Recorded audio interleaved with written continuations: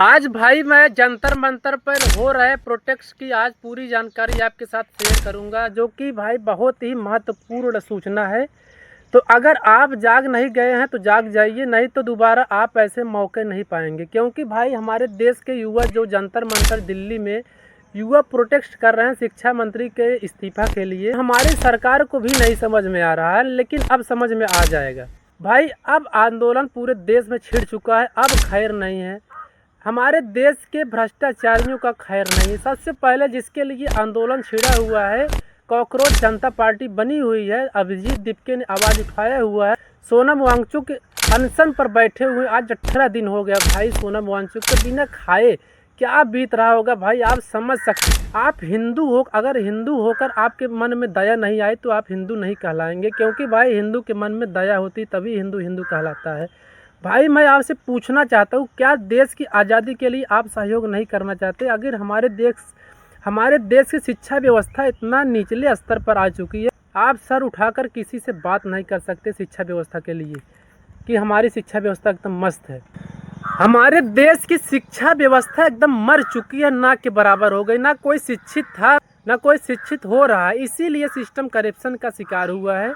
और इस सिस्टम के करप्शन को ख़त्म करने के लिए भाई अभिजीत दीपके, सोनम वांगचुक 18 दिन से अनशन पर बैठे हुए बिना खाए, मात्र पानी पीकर। भाई आप सोचिए, बिना खाए अगर आप एक भी दिन आप रह गए, चक्कर आने लगेगा भाई। दोबारा बोलोगे भाई ऐसा कभी नहीं होगा कि मैं बिना खाए रह लूँ। आप ज़रा सोचिए, अगर देश के हित के लिए अगर कोई व्यक्ति आवाज़ उठा रहा है, सोनम वांगचुक के साथ 30 बच्चे और भी लगे हुए जो अनशन पर बैठे हुए हैं। 3 बच्चों ने तो अनशन तोड़ दिए, भूख के कारण तड़प रहे थे, तबीयत ज़्यादा बिगड़ गया। कि बड़े बड़े नाम भी अब सामने आना शुरू हो गए हैं। भाई अब खैर नहीं उन लोगों का जो करप्शन करके बैठे हुए हैं, मानने के लिए तैयार नहीं। शिक्षा व्यवस्था एकदम निर्लज्ज तरीके से यूज कर रहे हैं। शिक्षा उनके बाप की जागीर। आप ही बताइए भाई, मेरे देश का शिक्षा अगर एकदम घटिया क्वालिटी का रहेगा तो हमारा फ्यूचर किस तरीके से नज़दीक आएगा? सोचिए, जब करप्शन से हम लड़ रहे हैं तो हम करप्शन से बचेंगे कैसे? जब हर एक व्यक्ति करप्शन करता रहेगा, करप्शन से हम लड़ेंगे कैसे बताइए? हम कहीं भी गवर्नमेंट के ऑफिस में जाने से पहले करप्शन के बारे में सोचते हैं, जाने से क्या फ़ायदा होगा। यार कुछ नहीं फ़ायदा होने वाला है, क्योंकि वहाँ तो करप्शन वाले बैठे, वहाँ घुसखोर बैठे हैं। गाली देने का मन करा, भाई गाली मेरे लिहाज में नहीं है कि मैं गाली दूं, और गाली देकर मैं बात नहीं करता।